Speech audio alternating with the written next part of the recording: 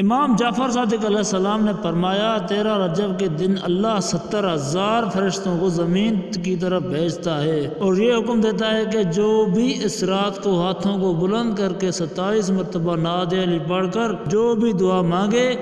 اس کی وہ دعا فوراً قبول کی جائے۔ اے شخص 13 رجب کے رات 27 مرتبہ نعت علی پڑھ کر اللہ کو محمد و آل محمد کا واسطہ دے کر، کیونکہ جو بھی دعا مانگی ہوئی دعا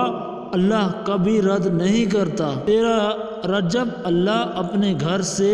میرے دادا امام علی ابن ابی طالب علیہ السلام کا ظہور کیا، تبھی اللہ نے اپنی تمام مخلوق کو